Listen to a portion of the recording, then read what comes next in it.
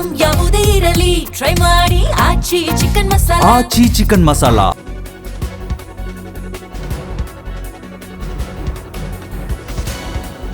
ಶ್ವಾಸಕೋಶ ಸೋಂಕಿನಿಂದ ಬಳಲುತ್ತಿದ್ದ ಸಚಿವ ಡಿ ಸುಧಾಕರ್ ಚಿಕಿತ್ಸೆ ಫಲಕಾರಿಯಾಗದೆ ಇಂದು ಮುಂಜಾನೆ ನಿಧನರಾಗಿದ್ದಾರೆ.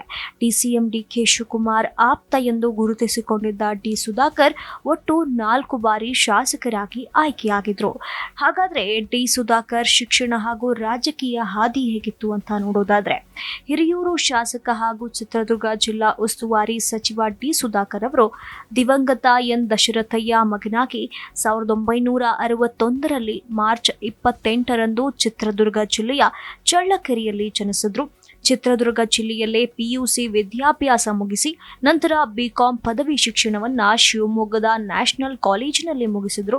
ಪದವಿ ಶಿಕ್ಷಣ ಮುಗಿಸಿದ ಬಳಿಕ ಬಿಸಿನೆಸ್ ಕಡೆ ಗಮನ ಹರಿಸಿದ್ರು. ನಂತರ ಹರ್ಷಿಣಿ ಎಂಬುವರೊಂದಿಗೆ ವಿವಾಹವಾಗಿ ದಾಂಪತ್ಯ ಜೀವನಕ್ಕೆ ಕಾಲಿಟ್ರು. ಇವರಿಗೆ ಸುಹಾಸ್ ಎಂಬ ಪುತ್ರ ಹಾಗೂ ಸ್ಫೂರ್ತಿ ಎಂಬ ಹೆಣ್ಣು ಮಗಳಿದ್ದಾರೆ.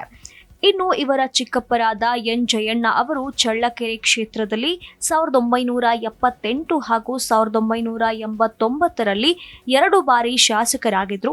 ಚಿಕ್ಕಪ್ಪನ ರಾಜಕೀಯ ಉಸ್ತುವಾರಿ ನೋಡಿಕೊಳ್ಳುತ್ತಿದ್ದ ಡಿ ಸುಧಾಕರ್ ರಾಜಕೀಯ ದಾರಿಯನ್ನ ಕಂಡುಕೊಂಡ್ರು. ಇನ್ನು ಸುಧಾಕರ್ ಅವರು ಚಳ್ಳಕೆರೆ ವಿಧಾನಸಭಾ ಕ್ಷೇತ್ರದಲ್ಲಿ 2004ರಲ್ಲಿ ಕಾಂಗ್ರೆಸ್ ಪಕ್ಷದಿಂದ ಸ್ಪರ್ಧಿಸಿ 47,550 ಮತಗಳನ್ನು ಪಡೆದು ಮೊದಲ ಬಾರಿಗೆ ಶಾಸಕರಾಗಿ ಆಯ್ಕೆಯಾಗುವ ಮೂಲಕ ರಾಜಕೀಯ ರಂಗ ಪ್ರವೇಶ ಮಾಡಿದ್ರು. ನಂತರ ಚಳ್ಳಕೆರೆ ಪರಿಶಿಷ್ಟ ಪಂಗಡದ ಮೀಸಲು ಕ್ಷೇತ್ರವಾಗಿದ್ದರಿಂದ 2008ರಲ್ಲಿ ಹಿರಿಯೂರು ವಿಧಾನಸಭಾ ಕ್ಷೇತ್ರಕ್ಕೆ ದಿಢೀರ್ ಬಂದು ಪಕ್ಷೇತರ ಅಭ್ಯರ್ಥಿಯಾಗಿ ಸ್ಪರ್ಧಿಸಿ 43,078 ಮತಗಳನ್ನು ಪಡೆದು 16,158 ಮತಗಳ ಅಂತರದಿಂದ ಅಮೋಘ ಗೆಲುವು ಸಾಧಿಸಿದ್ರು. ಈ ಮೂಲಕ ಅವರು ಬಿಎಸ್ವೈ ನೇತೃತ್ವದ ಬಿಜೆಪಿ ಸರ್ಕಾರದಲ್ಲಿ ಮೊದಲ ಬಾರಿಗೆ ಸಮಾಜ ಕಲ್ಯಾಣ ಇಲಾಖೆ ಸಚಿವರಾಗಿ ಪ್ರಮಾಣ ವಚನ ಸ್ವೀಕರಿಸಿ ಆಡಳಿತ ನಡೆಸಿದ್ರು. ಬದಲಾದ ಸಮಯದಲ್ಲಿ ಸಚಿವ ಸ್ಥಾನಕ್ಕೆ ರಾಜೀನಾಮೆ ನೀಡಿ ಶಾಸಕರಾಗಿ ಮುಂದುವರೆದ್ರು. ಇನ್ನು 2013ರಲ್ಲಿ ಕಾಂಗ್ರೆಸ್ ಪಕ್ಷಕ್ಕೆ ಸೇರ್ಪಡೆಯಾದರು. ಆಗ ಇವರಿಗೆ ಟಿಕೆಟ್ ತಪ್ಪಿಸಲು ಸಾಕಷ್ಟು ಪ್ರಯತ್ನ ನಡೆದವು, ಆದರೆ ಅದು ಸಾಧ್ಯವಾಗಲಿಲ್ಲ. 2013ರಲ್ಲಿ ಡಿ ಸುಧಾಕರ್ ಅವರಿಗೆ ಕಾಂಗ್ರೆಸ್ ಪಕ್ಷ ಬಿ ಫಾರಂ ನೀಡಿತ್ತು.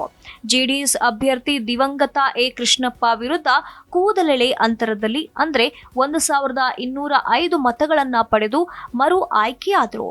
ಇದರ ಜೊತೆಗೆ ಚಿತ್ರದುರ್ಗ ಜಿಲ್ಲಾ ಡಿಸಿಸಿ ಬ್ಯಾಂಕ್ ಅಧ್ಯಕ್ಷರಾಗಿಯೂ ಸಹ ಆಯ್ಕೆಯಾದರು. ನಂತರ 2018ರಲ್ಲಿ ಮತ್ತೊಮ್ಮೆ ಕಾಂಗ್ರೆಸ್ ಪಕ್ಷದ ಅಭ್ಯರ್ಥಿಯಾಗಿ ಸ್ಪರ್ಧಿಸಿದ್ರು. ಆದರೆ ಈ ಚುನಾವಣೆಯಲ್ಲಿ 64,858 ಮತಗಳನ್ನ ಪಡೆದು ಮತದಾರರ ತೀರ್ಪಿಗೆ ಸುಧಾಕರ್ ತಲೆಬಾಗಿಸಿದ್ರು. ಯಾಕಂದ್ರೆ ಬಿಜೆಪಿ ಅಭ್ಯರ್ಥಿ ಕೆ ಪೂರ್ಣಿಮಾ ಶ್ರೀನಿವಾಸ್ ವಿರುದ್ಧ ಸುಮಾರು 12,000 ಮತಗಳಿಂದ ಪರಾಭವಗೊಂಡರು.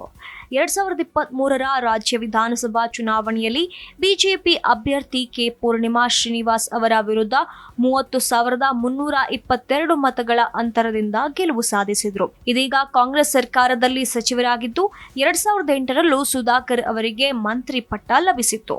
ಇನ್ನು ರಾಜ್ಯದಲ್ಲಿ ಹಿರಿಯೂರು ವಿಧಾನಸಭಾ ಕ್ಷೇತ್ರವು ಹೈ ವೋಲ್ಟೇಜ್ ಕ್ಷೇತ್ರವಾಗಿ ಗುರುತಿಸಿಕೊಂಡಿದೆ. ಯಾಕಂದ್ರೆ ಇಲ್ಲಿ ಹೊರಗಿನವರಿಗೆ ಆದ್ಯತೆ ನೀಡುವುದೇ ಇಲ್ಲಿನ ಮತದಾರರ ತೀರ್ಪು.